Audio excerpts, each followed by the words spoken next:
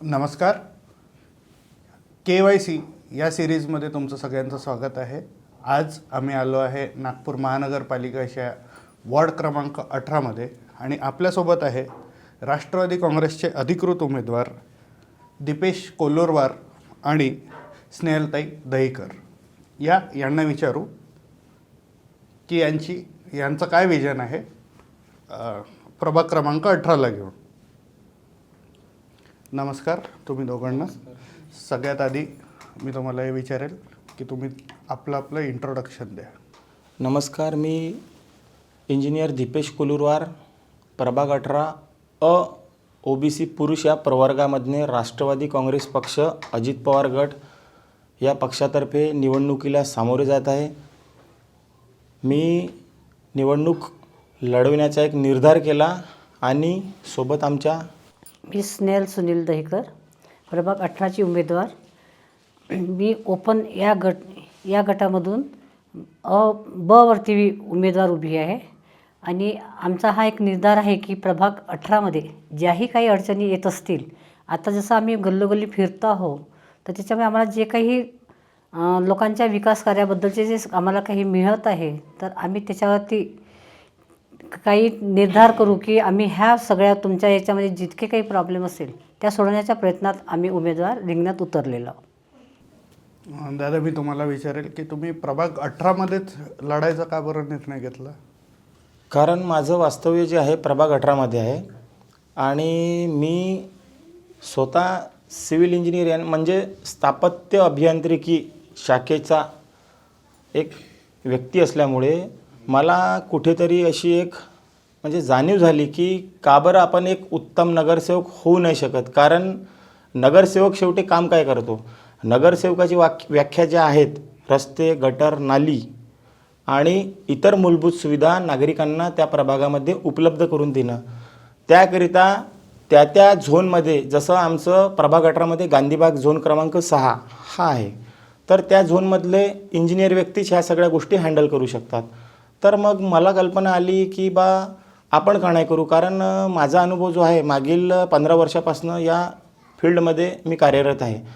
तर 15 वर्षाचा माझा जो प्रदीर्घ अनुभव आहे, तर मला असं कुठेतरी वाटलं की माझ्या घरापासून मी का सुरुवात नाही करू. कारण माझं घर हे अतिशय अरुंद रस्ते आहे आमच्या महाल क्षेत्रातले. एकतर तिथे ट्रॅफिकच्या आणि गाड्या पार्किंगच्या खूप मोठ्या समस्येने ग्रासलेले आणि त्रासलेले नागरिक आहेत. सोबतच अतिशय जुन्या गटर लाईन आणि चेंबर्स आहेत की त्या नागरिकांच्या वाढत्या लोकसंख्येनुसार तिथे ते जे विकास कार्य व्हायला पाहिजे होते ते झालेले नव्हते. त्यामुळे मला कुठेतरी एक निश्चय आणि निर्धार वाटला की आपण पुढाकार घ्यावा आणि प्रभाग 18तील नागरिकांना ज्या उत्तम सोयीसुविधा भेटायला पाहिजे, ते जे डिझर्व करतात त्या आपण आपल्यामार्फत देऊ. कारण मी स्वतः अनुभवी असल्यामुळे मला कुठेतरी अशी एक खंत वाटत होती की का बरं आपण आपल्या समाजाकरिता योगदान न द्यावं. ते द्यायलाच हवं. हे दायित्व आणि हे उद्देश घेऊन मी या निवडणुकीच्या रिंगणामध्ये उतरलेलो आहे आणि मला विश्वास आहे की आजवरच्या इतिहासात मला माहिती नाही की नागपूर महानगरपालिकेमध्ये कुठले सिव्हिल इंजिनियर उमेदवार हे उभे झाले की नाही, पण मला कुठेतरी वाटलं की आपण पुढाकार घ्यावं आणि हे जे कार्यक्षेत्र आहे नगरसेवकांचं, यांना एक वेगळी उंची प्राप्त करून देऊ. दादा, तुम्ही सांगितलं की तुम्ही स्वतः सिव्हिल इंजिनियर आहे आणि आम्ही येता बघितलं की अत्यंत नॅरो गल्ली आहे, गटर लाईन बरोबर नाही आहे या रस्त्यांमध्ये. तर तुम्हाला काय वाटतं की जेव्हा राष्ट्रवादीचं पॅनल येईल किंवा तुम्ही ज्या पॅनलने लढताय ते येईल, तर प्रभाग कसा विकसित होणार? मी मुळात निर्धार का बरं केला की मागील जी सत्ता होती त्या सत्ताधाऱ्यांचे अवशेष विकास कार्याचे ते आमच्या गल्लीत तुम्ही बघितलेच असाल.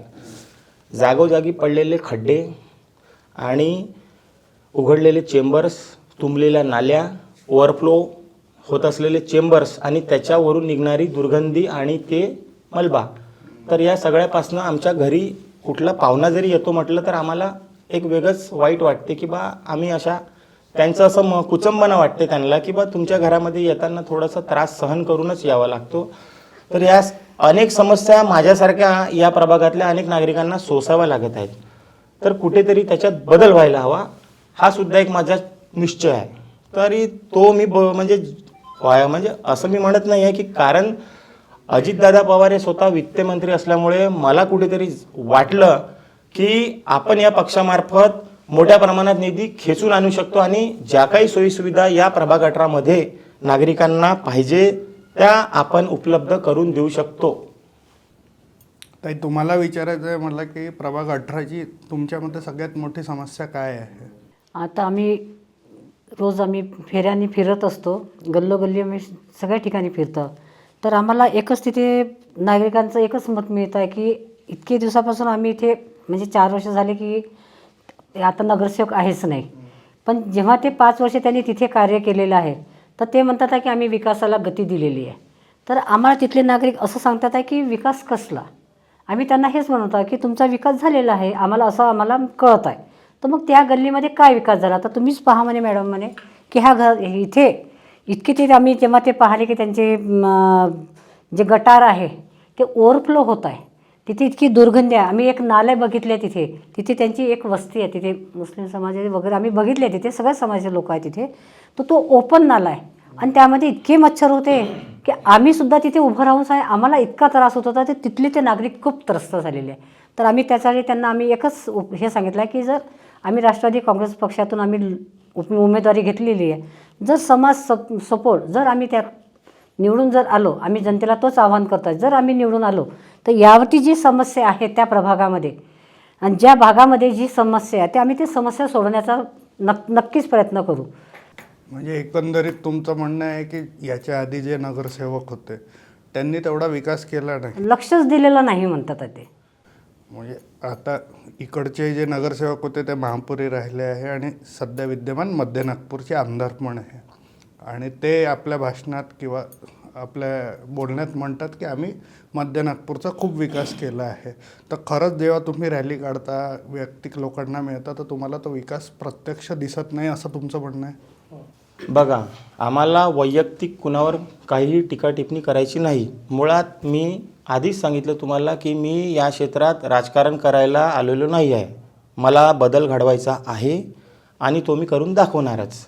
त्याकरिता मी स्वतः पुढाकार घेऊन याकरिता आलेलो आहे की ज्या काही समस्या शिल्लक आहेत, ज्या आम्ही प्रचार दौऱ्यादरम्यान आम्हाला नागरिक सांगत आहेत, आम्हाला प्रचारादरम्यान उत्स्फूर्त असा प्रतिसाद मिळत आहे. नागरिकांचं एवढंच म्हणणं आहे की एक सुशिक्षित आणि शिक्षित तरुण जर नगरसेवक या उमेदवारामध्ये असेल तर नक्कीच काहीतरी बदल घडू शकते असं त्यांच्या चेहऱ्यावर आम्हाला दिसत आहे. त्यांचं स्मित की करू शकते, ह्यांच्यात तो स्पार्क असेल. ती उम्मीद घेऊनच आज मी प्रचाराला, ते मला एक वेगळी ऊर्जा भेटत आहे आणि मी पुढील जेवढ्या वस्त्या आमच्या शिल्लक आहेत त्या आम्ही जोरात प्रचार करत आहोत. पाणी पुरवठा, रस्ते किंवा ड्रेनेज यापैकी सगळ्यात जास्त लोक कोणत्या गोष्टींनी त्रस्त आहे या प्रभागात? सर्वात आधी पाणी पुरवठ्याचा विषय जो तुम्ही म्हटला तो तर फार सध्याच्या ह्याच्यात गंभीर विषय आहे. आताच तुम्ही नाव घेतलं की जे मध्य नागपूरचे आमदार आहेत त्यांना स्वतःला NMCवर मोर्चा घेऊन जावं लागलं की OCW तुम्ही बिल कमी करा, वाढीव बिल कमी करा.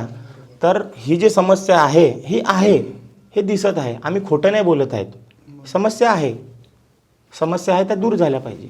आपण प्रत्येक निवडणुकीत पाहतो की प्रत्येक कॅन्डिडेट जेव्हा येतो तेव्हा हेच मुद्दे, पाणी, रस्ता, गटर, हेच. तर हे जे मुद्दे आहे हे वारंवार प्रलंबित का बरं राहतात असं तुम्हाला वाटतं? ह्याकरता प्रलंबित आहे असं वाटतं की जेव्हा आता आम्ही त्या प्रभागातून फिरतो तर ते आम्हाला प्रत्यक्षात ते गटर ओव्हरफ्लो झालेले दिसतात आणि त्यांच्या घरात जे पाणी पुरवठा होतो आहे महानगरपालिकेचा, तो दुर्गंधी, त्यांच्या पाण्याला तो म्हणजे दुर्गंधी येतो आहे. तर त्यांना जेव्हा तुमचे ते ड्रेनेज सिस्टम तुमची जर क्लिअर झाली तर ते पाणी त्यांच्या पिण्याच्या पाण्याला लागणार नाही, जे महानगरपालिकेचं पाणी येतं.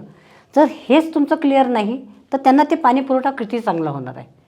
नाही, तरी म्हणजे आपला प्रश्न तो होता की हे वारंवार प्रलंबित का बरं राहतं. म्हणजे आपण म्हणजे अक्षरशः जेव्हापासून मी लहान होतो तेव्हापासून मी इलेक्शन बघतोय तेव्हापासून हेच मुद्दे आहे. तर हे प्रलंबित का बरं राहत? महत्त्वाचा विषय मी तेच सांगू इच्छितो की जास्तीत जास्त जे नगरसेवक निवडून देतात ते निवडून आल्यानंतर जे कॉन्ट्रॅक्टर असतात इथले, त्या कॉन्ट्रॅक्टर्सकडनं पैसे खाणं आणि इतर काही मार्गाने त्यांना जर पैसे कमवायचे असेल, जास्तीत जास्त लक्ष त्यांचं त्याकडे जाते. कारण निवडून आल्यावर जास्तीत जास्त हे म्हणजे आता मी कोणाला आरोप नाही करत आहेत, पण नागरिकांचा हा आरोप आहे प्रचारादरम्यान आम्हाला दिसतो आहे. मी राजकारणामध्ये फार नवीन म्हणजे फार जुना नाही आहे, राजकारणामध्ये मी नौका आहे, पण मी फिरताना ज्या मला समस्या दिसत आहेत त्या नागरिकांच्या त्या त्यांना का नाही दिसत? कारण तुंबले नाल्या हा खूप मोठा प्रश्न आहे. त्याने दुर्गंधी पसरते आणि रोगराईला आमंत्रण देते. डेंग्यू, मलेरिया आणि डासांचा प्रादुर्भाव वाढतो आणि त्याच्यामुळे खूप घातक परिणाम या प्रभागातल्या लोकांना सोसावे लागत आहेत. हे कुठेतरी दूर झालं पाहिजे. त्याकरता मी माझ्या माइंडमध्ये खूप साऱ्या कल्पना आहेत की झोनल ऑफिसरमार्फत किंवा आरोग्य विभागामार्फत अँटीफॉग सिस्टमच्या गाड्या दर महिन्यातून 4-5-10 फिरल्याच पाहिजे प्रत्येक क्षेत्रामध्ये जिथे घाणी आणि दुर्गंधीचं साम्राज्य आहे. कारण तिथूनच सर्वात जास्त मोठ्या प्रमाणात डासांचा प्रादुर्भाव होतो, तो रोखला पाहिजे आणि त्या भागातल्या नागरिकांना आरोग्य सुविधा उत्तम उपलब्ध करून दिल्या पाहिजे. याकरिता मी कटिबद्ध राहील आणि प्रत्येक महिन्याला एक टास्क फोर्स तयार करेल आणि जो मला क्षेत्र ब्लॅक स्पॉट वाटतो की जिथे या समस्या जास्त आहे तिथे खास करणं एक बोर्ड लावेल समस्यांचा. जो कुठला नागरिक असेल त्या प्रभागातला, त्या वस्तीतला, तो तिथे लिहिणार आणि ज्या कार्यान्वित यंत्रणा आहे त्यांना तिथे जाऊन ते दूरच करावं लागेल. अन्यथा 15 दिवस जर त्या समस्या सॉल्व्ह नाही झाल्या तर त्यांना पदमुक्त करण्याकरता आम्ही माननीय आयुक्त साहेब जे आहे महानगरपालिकेचे यांच्याकडे प्रस्ताव टाकू आणि जोर धरू. आपण बघतो प्रभाग 18मध्ये महाल याच्यासारखा एरिया येतो, जो सगळ्यात जुना एरिया आहे नागपूर शहरातला आणि त्याच्यामुळे इकडचे रस्तेही छोटे आहेत, घरही खूप जवळजवळ आहे आणि सगळ्यात मोठा प्रश्न तर वाहतूक कोंडीचा आहे. म्हणजे कोणीही मार्केटला शॉपिंग करायला आलं तर वाहतूक कोंडी खूप जास्त आहे. तर याच्यासाठी तुम्ही काही प्लॅन बनवला आहे का? अगदी बरोबर प्रश्न तुम्ही उपस्थित केलेला आहे. सध्या महाल हा जो एरिया आहे हा मार्केट एरिया आहे. अख्ख्या नागपूर शहरातला असा कुठलाही व्यक्ती नसेल की त्याला लग्न कार्य असो, बारसे असो किंवा इतर कार्य असो, त्याला या महाल भागात यावंच लागतं. कारण भरपूरसे असे सण त्योहार जो उत्सव असते ना, तर त्याच्या संबंधी सगळे साहित्य महालात तुम्हाला उपलब्ध होते, ते कमी दरात. तर त्या भागातनं ते लोक एवढ्या लांबून एकतर येतात, त्यांना प्रश्न येतो गाड्या कुठे लावाव्या, बरोबर. काही लोक 4 व्हीलर्सनी येतात. महाल मार्केटमधले रस्ते छोटे आहेत आणि त्याही नंतर आता जे नवीन रस्ते किंवा फ्लायओव्हर्सचं काम सुरू आहे तिथे डिवायडर मोठ्या प्रमाणात मोठे केलेले आहेत. तर माझं तेच म्हणणं आहे की काही रोड जिओमेट्री असतो विषय, त्या रोड जिओमेट्रीनुसार जर तुम्ही प्रत्येक रस्त्याला स्पेसिफिक डिझाईन करूनच त्या क्लॉज अंतर्गत जो IS कोड असतो त्या सगळ्याचं व्यवस्थितरित्या नियोजन उत्तम करून नागरिकांना कुठेही त्रास होणार नाही. आणि ट्रान्सपोर्टेशन इंजिनिअरिंग हा सिव्हिल इंजिनिअरिंगचा खूप मोठा पार्ट आहे, जो रस्त्यांमध्ये क्रांती घडवण्याकरता तो MORTH जो आहे मिनिस्ट्री ऑफ रोड त्यामार्फत ते क्लॉजेस आहे ते इथे मोठ्या प्रमाणात दुर्लक्ष केल्या गेलेले आहे. ते दिसून येतं स्पष्टपणे. आणि त्यामुळे ते डिवायडर मोठे झालेले आहे. 2 गाड्या सहज पास होऊ शकत नाहीत. अशोक चौक ते इंदिरा चौक हा मोठ्या प्रमाणात इथे नागरिकांचं येणं जाणं असते, त्यांना मोठ्या प्रमाणात हल्ली तरी खूप मोठा त्रास होतो आहे. आणि आमच्याच प्रभागाअंतर्गत येणारा जो अशोक चौक आहे तिथे तर सध्या खूप आता शब्द म्हणाव लोक की सर्कस सुरू आहे. तिथे कुठल्या व्यक्तीला कुठल्या साईडला जायचं आहे तर तो सरळ, ज्याला उमरेड रोडला जायचं आहे तो रेशीमबागला चालला जातो. कधी त्याला जर सरळ जायचं आहे तर तो बसस्टँडकडे जातो. कारण मधात केव्हा काय खाली पडेल किंवा आणि कुठली गाडी कुठे कोणाला ठोकेल अशी विपरीत परिस्थिती निर्माण झालेली आहे. हे प्रभाग 18ला जनतेने, म्हणजे मी खोटं बोलणारा विषय ठेवत नाही, दिसत आहे. तर यासुद्धा सुविधा त्यांना जाताना तिथे ते प्रॉपर गार्ड्स राहणार त्या कंपनीचे आणि तिथे शिटी वाजून प्रत्येकांना वाहतूक कंट्रोल करणारा व्यक्ती नाही आहे. इथे दुर्लक्ष होत आहेत. आणि ज्या भागात असुविधा होते आहे ट्रॅफिकची, त्या ठिकाणी जिथेही आपल्याला महानगरपालिका कुठेतरी जागा आपल्याला मिळतात आहे त्या ठिकाणी आम्ही जी पार्किंग व्यवस्था आहे ती आम्ही थोडीशी उपलब्ध करून देऊ की जेणेकरून येणाऱ्या जाणाऱ्या लोकांना त्याचा त्रास करावा म्हणजे त्रास सहन करावा लागणार नाही, त्यांना त्यातून मोकळीक मिळेल. आम्ही असा एक दृढ निश्चय ठेवलेला आहे. म्हणजे नागरिकांना ह्या प्रभागामध्ये जिथे आमचा आता जेवढा आमचा प्रभाग येतो ज्याही ठिकाणी कुठल्या ना कुठल्या जर त्रास होत असेल आणि नागरिक त्रस्त असेल तर त्या आम्ही पूर्ण उपलब्ध करून देण्याच्या आम्ही एक दृढ निश्चय केलेला आहे. आज आपण बघतो की पूर्ण भारतात बेरोजगारी हा मोठा प्रश्न आहे. तो आपल्याला लोकल याच्यामध्ये पण दिसतो. तर बेरोजगारी हटवण्यासाठी किंवा स्वयंरोजगार तुम्ही उपलब्ध करून द्याल असं काही तुमचं विजन आहे का? मला तुम्ही हा बेरोजगारी हा प्रश्न खूप मोठा म्हणजे तो ज्वलंत प्रश्न आहे सध्याचा तरी. प्रत्येक घरामध्ये आज नवतरुण जो शिक्षित आहेत आणि नॉलेजेबल आहे, तर त्या घरामध्ये कुठेतरी एक नोकरीचा पर्याय उपलब्ध व्हावा असं प्रत्येक घरच्या त्या ज्येष्ठांना वाटतं की आपला मुलगा आज कुठेतरी रोजगार त्याला भेटावा. मी स्वतः राज्य अभियंता संघटना या राज्य अभियंता म्हणजे आमची जी स्टेट इंजिनियर असोसिएशन आहे त्याचा विभागीय अध्यक्ष आहे आणि रोजगार निर्मिती करण्याकरिता सुशिक्षित बेरोजगार अभियंत्यांना मी मोठ्या प्रमाणात शासनामार्फत शासन निर्णय काढून 33% कोट्यावरनं आंदोलने मोठमोठी करून 40%वर आणला तो कोटा. म्हणजे जी 100 कामे जिथे शासनाची यायची तिथे 40 कामं फक्त बेरोजगार अभियंत्यांना आरक्षित केली. याकरिता मी खूप जोरदार प्रयत्न केले आणि ते यश संपादित करून दाखवलं. त्याच धर्तीवर मी महानगरपालिकेमध्ये सुद्धा नगरविकास खात्यामार्फत ज्या काही बेरोजगार तरुणांना योजना उपलब्ध करता येतील त्या नगरविकास खात्यामार्फत शासन निर्णय पारित करून सगळ्यांना म्हणजे ज्या काही क्वालिफाईड किंवा नॉलेजेबल पर्सन असतील त्यांना आपण त्या बेरोजगारांना योग्यरित्या वॅकन्सी काढून मोठ्या प्रमाणात उपलब्ध करून देऊ रोजगार. दुसरा प्रश्न, खूप साऱ्या महानगरपालिकेमध्ये आज डिपार्टमेंटमध्ये वॅकन्स्याज ज्या आहेत त्या थांबून ठेवलेल्या आहेत. सर्वांना माहिती आहेत. तर आपण बघू शकता कचरा घनकचरा व्यवस्थापन तिथे तिथे जे माणसं आहेत ते फार कमी आहेत. गल्ल्यांमध्ये घंटागाड्या बरोबर येत नाही आहेत, तिथेसुद्धा माणसांची कमी आहेत. आणि खूप सारे जे महानगरपालिकेशी रिलेटेड आहेत जसे शिधापत्रिका वाटप असेल तिथे कमतरता आहे, अग्निशामक विभाग आहे तिथेसुद्धा कमतरता आहे. असे अनेक विभाग आहेत जिथे भरत्या झालेल्या नाही आहेत. म्हणजे आपण म्हणू शकता 15-20 वर्ष लोक रिटायर होत गेलेले आहे पण भरत्या नाही केलेल्या आहेत. कारण यांनी 10-15 हजारात कुठेतरी कुणालाही टेम्पररी जॉब देऊन एखाद्या कॉन्ट्रॅक्टरला मोठ्या त्याला 40,000 त्या पॅकेजमध्ये कॉन्ट्रॅक्ट दिला जातो आणि त्या एका दुसऱ्या तरुणाला 10,000 फक्त तिथे सेवा द्यावी लागते आणि ते 30,000चा जो मलिदा आहे तो कॉन्ट्रॅक्टर खातो. ही मोठ्या प्रमाणात महानगरपालिकेमध्ये हा भोंगळ कारभार सुरू आहे. हा नक्कीच आम्ही बंद पाडू आणि योग्यरित्या डायरेक्ट भरती घेऊ आणि हे जे कॉन्ट्रॅक्ट पद्धत आहे याला ब्रेक लावू. डायरेक्ट सरळ महानगरपालिकेच्या खात्यातून त्या म्हणजे रोजगार ज्याला पाहिजे त्या बेरोजगार तरुणांना सरळ रोजगार उपलब्ध करून देऊ.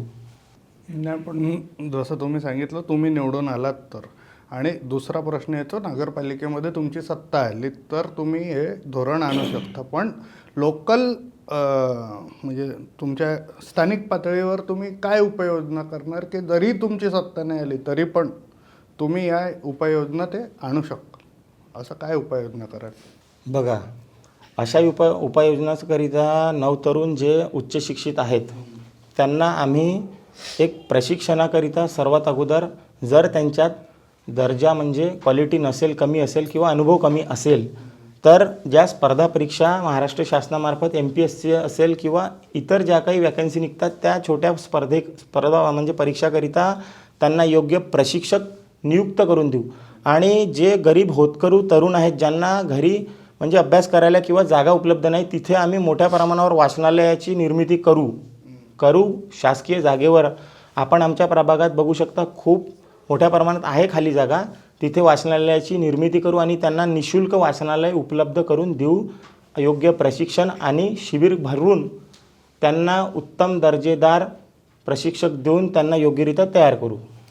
प्रशिक्षकवरनं विचारतो ताई, आपल्या जो प्रभाग आहे त्याच्यामध्ये खूप मोठे ग्राउंड जे संलग्न आहे आपल्या प्रभागाला, किंवा आपल्या प्रभागात येतात, तर असं काही क्रीडा क्षेत्रामध्ये तुमचं प्लॅनिंग आहे का, की क्रीडा क्षेत्रामध्ये आजचे जे युवा आहे, आपण बघतोय की ते टर्फचं खूप पॅटर्न सुरू आहे किंवा इंडोर गेम्सचं पॅटर्न सुरू आहे, पण मैदानात आजकाल मुलं कमी दिसत आहेत, तर तुम्ही असं काही उपाययोजना करणार का की मैदानी खेळामध्ये प्रोत्साहन मिळालं पाहिजे? तर नाही, आम्ही त्या जिथे जिथे मैदानं असे पडलेले आहेत म्हणजे त्याचा काही उपयोग होत नाही किंवा तिथे मुलं आले तिथे त्यांना तो खेळाचा संबंधित कुठलंही त्यांना उपलब्ध होत नाही की यांना त्या ठिकाणची जागा, तर आम्ही हा प्रयत्न करू की जे मुलं आता आजकाल सगळे मुलं आता खेळण्यासाठी खूप उपलब्ध आहे की त्यांना आता जागा मिळत नाही आहे आणि ज्या जागा आहे तिथे त्यांना खेळू देत नाही आहे. तर आमचं एकच ध्येय आहे की जर त्या जिथे जिथे आपल्याशी जागा मोकळ्या पडलेल्या आहेत आणि जे जे काही क्रीडा याच्यामध्ये येतात आहे मुलं, तर त्यांना आम्ही ती उपलब्ध करून देण्याचा प्रयत्न करू की जेणेकरून त्यांना तिथे आपले जे खेळ आहेत ते करता येईल आहे. एक तुम्हा दोघांना प्रश्न विचारेल की राष्ट्रवादी काँग्रेस पक्ष हा इतर पक्षांपेक्षा वेगळा का? आणि नागपूर म्हणजे आपण बघतोय की वेगवेगळ्या स्थानी युती झाली, पण नागपूरमध्ये असं काय वेगळं करणार राष्ट्रवादी काँग्रेस पार्टी किंवा तुम्ही राष्ट्रवादी काँग्रेस पार्टीचे उमेदवार म्हणून? हे बघा, राष्ट्रवादी काँग्रेस पक्ष हा आपल्या वेगळ्या शाहू फुले आंबेडकर या विचारधारेला घेऊन सामोरं जातो. तर पुरोगामी महाराष्ट्रामध्ये त्या विचारधारेला अनुषंगाने सर्व समाजातील घटकांना सोबत घेऊन जाण्याचा आम्ही निश्चय ठेवतो, बरोबर. तर त्या दृढ निश्चयाने आम्ही ज्या काही समाजातल्या इतर म्हणजे छोट्यातल्या मोठ्या व्यक्तीपर्यंत पोहोचून त्यांच्या ज्या काही अडचणी आहेत त्या आमच्या सत्तेच्या मार्फत, सध्या आमचा सत्तेतला पक्ष आहे, माननीय अजितदादा हे स्वतः उपमुख्यमंत्री आणि अर्थमंत्री खातं हे त्यांच्याकडे आहेत. तर फायनान्स मिनिस्ट्री असल्यामुळे मोठ्या प्रमाणात प्रभागामध्ये जर आम्हाला नागरिकांनी निवडून दिलं तर त्यांच्या समस्येवर आम्हाला मात करता येईल, म्हणजे मोठ्या प्रमाणामध्ये आम्हाला निधी मिळेल आणि तो आम्ही खेचून आणू. त्यामुळे निधी भेटल्यामुळे त्या नागरिकांच्या ज्या सोयीसुविधा त्यांना मूलभूत सुविधा मिळायला पाहिजे त्या भेटेल त्यांना, म्हणून आम्ही हा पक्ष निवडला आणि निवडणुकीला सामोर गेलो. ताई, जर पक्षाचा निर्णय आणि प्रभागांच्या लोकांचा निर्णय वेगळा असेल तर तुम्ही काय भूमिका घ्याल? नाही, पक्षाचा निर्णय आणि आता आपण ज्या प्रभागात राहतो त्यांच्या नागरिकांचा जो निर्णय आहे, त्यांचा जो निर्णय आहे तो निर्णय आम्ही वरच्या लेवलवरती आम्ही मांडू आणि तो त्यांच्याकरता अंमलात आणू. त्यामुळे त्या नागरिकांना सगळ्या गोष्टीची सुविधा मिळेल.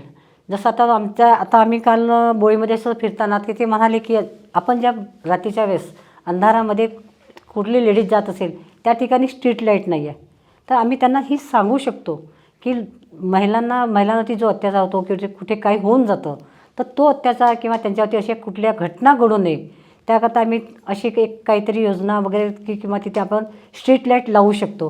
ते आम्ही हे सगळे उपाय जे नागरिकांच्या समस्या आहे त्या समस्या आम्ही सगळ्या घेऊन सायनी वरच्या लेवलवरती आम्ही ते मांडू आणि त्यांच्याकडनं तो निधी आणून त्यांना ते पुरेपूर पुरवू. तुम्हाला काय वाटतं, राजकारण ही सेवेची संधी आहे की सत्तेची संधी? राजकारण कसं आहे, आता लोकांचा बरोबर मुद्दा तुम्ही उपस्थित केला. आम्ही नागरिकांपर्यंत पोहोचत आहोत. सध्या प्रचारांमार्फत आम्हाला अनेक नागरिक भेटत आहेत, ज्येष्ठांपासून लहानांपासून तर मध्यम सगळ्या वयोगटातले मुलांशी आमचा कॉन्टॅक्ट येतात डायरेक्ट. तर त्यांचं असं म्हणणं आहे की आजवरच्या राजकारणात कोणी निवडून आले तर सगळ्यांनी आपापले आम्ही जे प्रश्न सांगितले ते सॉल्व नाही केले. तर या ज्या मानसिकता झालेल्या लोकांना कुठेतरी एक सुशिक्षित लोकच त्या लोकांना तशा न्याय देऊ शकतो. म्हणून आम्ही राजकारणाच्या पलीकडे बियॉन्ड द पॉलिटिक्स काहीतरी नवीन करून दाखवण्याचा आमचा निश्चय आहे. म्हणून या क्षेत्रात आज आम्ही पाय ठेवलेला आहे. आणि तुम्ही बघू शकता की आज तारीख नोट करा तुम्ही. माझं नाव दीपेश कोलूरवार आहे. कुणी जर मला या प्रभागातल्या नागरिकांनी निवडून दिलं ना तर तुम्हाला खरं सांगतो, या नागरिकांनी मला म्हणजे माझ्या नावाला घेऊन त्या झोनच्या नावाला हे भीती दाखवेल असं मी कार्य उपस्थित करून दाखवतो. हा शब्द आहे माझा त्यांना की मी दीपेश कोलूरवार या नगरसेवकांकडे गेलो होतो आणि त्यांनी असं म्हटलेलं आहे, तुम्ही त्यांचं ऐकणार का नाही. हा शब्द हा आहे हा फेअर फॅक्टर त्या झोनच्या अधिकाऱ्यांवर, जो 4 वर्ष प्रशासक राजमध्ये त्या लोकांनी त्या नागरिकांना दुर्लक्षित केले, तो फॅक्टर मी चालवेल. ताई, तुम्हाला काय वाटतं मनपातला सगळ्यात अपयशी विभाग कोणता ठरला आतापर्यंत? आतापर्यंत महानगरपालिकेमध्ये जो म्हणजे जी सुविधा त्या नागरिकांना पाहिजे आहे ती त्यांना उपलब्ध होत नाही आहे, त्यांना मिळतच नाही आहे ती त्याकरता आम्ही जो लढा देऊ की त्या नागरिकापर्यंत जे महानगरपालिकेमध्ये ज्याही काही योजना निघतात आहे आणि त्या अंडरमध्ये आम्ही नागरिकांना जर कुठल्या सोयी उपलब्ध करून द्यायचं असेल, खूप काही किरकोळ अशा खूप काही पर्याय आहे. कोणा आता तिथे जसं डासांचा प्रादुर्भाव होतो त्यांना तिथपर्यंत त्यांच्याकडनं फॉग मशीन पोहोचत नाही, तर त्यामुळे आम्ही त्यांना की आठवड्यातून एकदा तरी आम्ही ती मशीन पोहोचायला पाहिजे की जेणेकरून तिथे डेंग्यूचा यांचा प्रसार होणार नाही. तर ज्याही त्यांना म्हणजे नागरिकांना तिथे ज्या कुठल्याही सुविधा पाहिजे असेल तर त्यासाठी आम्ही लढा देऊ आणि त्या त्यांच्यापर्यंत पोहोचायचा प्रयत्न करू.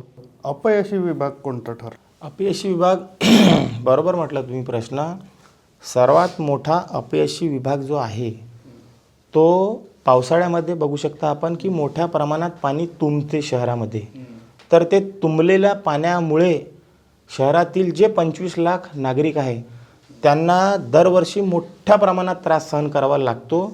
आणि नगरसेवकांना त्यांनी फोन करून थकून गेलेत, पण त्या समस्या काही आजवर जशाच्या तशा राहिलेल्या आहेत. काही नगरसेवकांनी तर स्वतः फोन स्विच ऑफ करून झोपून जात होते, म्हणजे त्यांना नागरिकांच्या समस्येशी काही घेणं देणं नाही. अशा प्रकारच्या आपण समजू शकता तो सर्वात मोठा अपयशी विभाग तोच ठरलेला आहे जिथे सगळ्या भागात पाणी साचलं आणि ते महानगरपालिकेमार्फत ते काढू नाही शकले. एक तुम्हाला प्रश्न विचारेल ते की या प्रभागातील महिलांसाठी सर्वात जास्त गरजेची गोष्ट कोणती आहे जी महानगरपालिका करू शकते?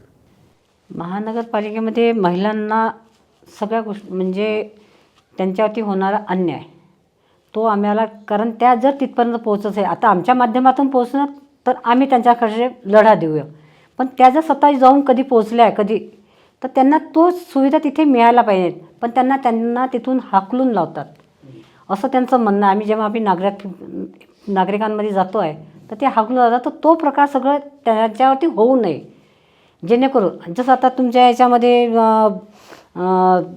महिलांना की ते आम्ही म्हणतात की आमचं बिल वाढले आहे, आमच्या ह्या समस्या आहे, झोन वाईज त्या लोक जातात आहे, तर त्यांना ते म्हणतात की आम्ही हे बघू, पण त्यांना तो न्याय मिळत नाही आहे की तुमच्या ह्या आम्ही कमी करून देऊ या काही करू, हे असा त्यांना तो न्याय मिळत नाही आहे. तो न्याय मिळवून देण्यासाठी आम्ही तिथे उपलब्ध राहू आणि त्यांना तो न्याय मिळवून देऊ.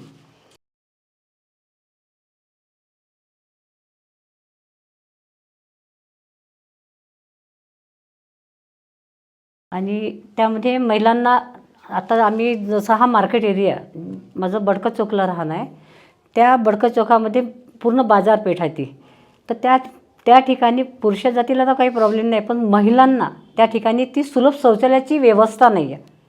जर महानगरपालिकेतून ती सुलभ शौचालयाची जर व्यवस्था तिथे झाली तर एक आमचा महिलांचा खूप मोठा प्रश्न तिथे सुटेला आहे.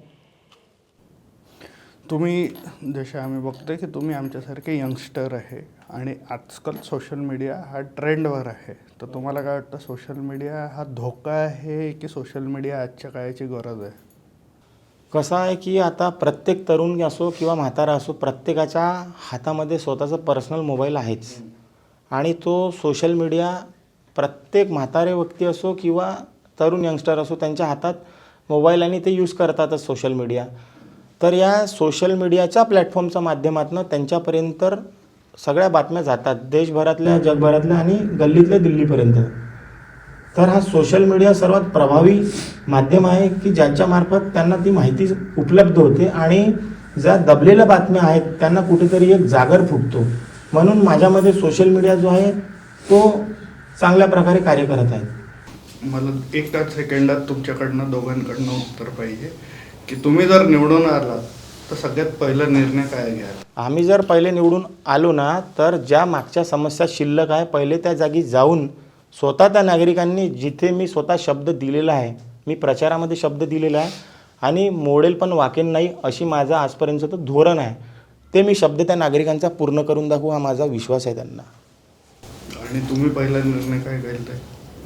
ज्यांनी नागरिकांनी आम्हाला जे सांगितलेलं आहे, आमचा एक तो दृढ निश्चय आहे की जिथे ज्या समस्या आहे, ज्यांच्यावरती त्यांना जो प्रॉब्लेम होत आहे तो आम्ही सोडवण्याचा प्रयत्न करू. महिलांवरती कुठे काही प्रॉब्लेम असेल, जसं मी आता स्ट्रीट लाईटचं सांगितलं की बोळीमध्ये नाही आहे, तर ते पण आम्ही त्याच्यावरती महिलांवरती कुठलं काही होऊ नये, कुठलं संकट ओढवू नये, त्याकरता मी त्याच्यासाठी पण पुन्हा प्रयत्न करेन. आणि जेही काही काम असेल प्रभागानुसार महिलांना जिथे कुठे त्रास होत आहे, आजकाल आम्हाला महिलांना सांगे की महिला कशा घरातलं खूप काही त्यांना काम असतं, आज त्यांच्या घरामध्ये अर्ध कंबर पाणी शिरलेलं आहे, तर त्या महिला तिथे एवढ्या त्रस्त झालेल्या की आम्ही हे पाणी काढावं की घरातल्या मुलांना शिक्षण द्यावं की घरातले कामं करावे. तर त्यासाठी आम्ही ह्या सगळ्या जेवढ्याही काही मूलभूत गरजा आहेत त्यांच्या की ज्यांना तिथे त्रास होतो आहे, तर ते आम्ही सोडवण्याचा प्रयत्न करू. शेवटी प्रभाग 18च्या मतदारांना तुम्हाला आमच्या चॅनलच्या माध्यमाने काय संदेश द्यायचा? प्रभाग 18तील नागरिक हे हुशार आहेत आणि महाल हा जो भाग आहे हा हार्ट ऑफ द सिटी आहे आणि शहरातला सर्वात जुना भाग आहे. तर इथले जे प्रश्न उपस्थित झालेले आहेत त्या नागरिकांना माहिती आहेत की कोण आणि कशा प्रकारे ते प्रश्न मार्गी लावू शकतो. कारण प्रभाग 18तला भागामध्ये शिक्षित आणि उच्च शिक्षित नागरिक राहतात. त्या नागरिकांना कुठला उमेदवार योग्य आहे आणि अयोग्य आहे हे चांगल्या रीते कळते. मला विश्वास आहे की ते यावेळेस सुशिक्षित आणि तरुण नेतृत्व म्हणजे की जे धावपळ करू शकतात आणि त्यांच्या ज्या गरजा आहे त्या अतिवेगाने त्यांच्यापर्यंत पोहोचू शकेल आणि सिस्टमला एक प्रकारे वेगळ्या प्रकारे ते चॅलेंज देऊ शकेल की नागरिकांना उत्तम सोयीसुविधा तुम्ही का उपलब्ध करू देऊ शकत नाहीत. तर याकरिता ते मला खात्री आहे की यावेळेस ते नक्कीच बदल घडवेल आणि शिक्षित उच्च शिक्षित त्यांचं क्वालिफिकेशन काय आणि त्यांचा क्रायटेरिया काय आहे याच म्हणजे या दोन नोंदीवरच ते निवडणुकीला यावेळेस ते निर्णय घेतील हा मला विश्वास आहे. तुम्हाला काय संदेश? प्रभाग 18च्या नागरिकांना आम्हाला एकच संदेश द्यायचा आहे की ह्या पिरियडमध्ये ज्यांना 18मध्ये जर उमेदवार शिक्षित आणि ते त्यांच्या मूलभूत गरजा सोडवू शकेल असा जर त्यांनी निर्णय घेतला असेल तर त्यांनी त्या उमेदवाराला त्यांनी थोडंसं पारखून पाहावं आणि त्याच्यानंतर त्यांना मतदान करावं, अशीच एक अपेक्षा आम्ही ठेवतो. शेवटी मी प्रभाग 18तील नागरिकांना एक जाहीर आव्हान करतो की यावेळेस तुम्हाला योग्य संधी आहे की राष्ट्रवादी काँग्रेस पक्षातर्फे जो सत्तेतला पक्ष आहे, ज्यांच्याकडे माननीय अजितदादा उपमुख्यमंत्री आणि अर्थ खातं आहे, अशा विभागातला एक तरुण नगरसेवक त्या पक्षातर्फे इथे त्यांना ज्या पक्षाने उमेदवारी दिलेली आहे आणि मी स्वतः सिव्हिल इंजिनियर असून स्थापत्य अभियांत्रिकी शाखेचा मी स्वतः एक माणूस असून मी तुम्हाला आवाहन करतो की योग्य उमेदवारांनाच तुम्ही निवडून द्या, पण माझी योग्यता आणि इतरांची योग्यता तपासून बघा, हाच मी तुम्हाला निश्चय करतो आणि राष्ट्रवादी काँग्रेस पक्षालाच निवडून द्या हे आवाहन करतो. धन्यवाद. मी प्रभाग 18ची स्नेहल दहीकर एक 18च्या प्रभाग 18मधल्या नागरिकांना एक आव्हान करते आहे की तुम्ही जर एक मला अमूल्य एक मत दिलं तर आज राष्ट्रवादी काँग्रेसच्या घडी या चिन्हाला तुम्ही वोट देऊन आणि त्या एक वोट देऊन सांगेन एक राष्ट्रवादी काँग्रेस हा निवडून द्याल अशी मी एक अपेक्षा करतो. आणि तुमच्या समस्या सोडण्यासाठी आम्ही कर्मठ पद्धतीने आम्ही त्याच्याने आम्ही एक ध्येय ठेवतो की तुम्ही आम्हाला निवडून द्याल आणि आम्ही समोरचे तुमचे जेवढेही काही विकासाचे कार्य आहे ते आम्ही पार पाडण्यास तत्पर राहू. अजितदादा यांच्या मार्गदर्शनाखाली आम्हाला त्यांनी ती उमेदवारी दिली आहे, तर त्या उमेदवारी आम्ही निश्चित याकरता केलेली आहे की आम्ही तुमच्या प्रभागाचे प्रश्न सोडवू. त्याकरता तुम्ही घडी या चिन्हावरती बटन दाबून आम्हाला विजय बनवण्याचे आम्ही तुम्हाला आव्हान करतो आहे. प्रभाग 18च्या जनतेला एवढीच विनंती आहे की राष्ट्रवादी काँग्रेस पक्षाचे आम्ही दोघे उमेदवार इंजिनियर दीपेश कोलुरवार आणि स्नेहल सुनील दहीकर आम्हाला आपण राष्ट्रवादी काँग्रेसचे बटन घड्याळ या चिन्हावर बटन दाबून मोठ्या प्रमाणात विक्रमी मताधिक्याने विजयी करा.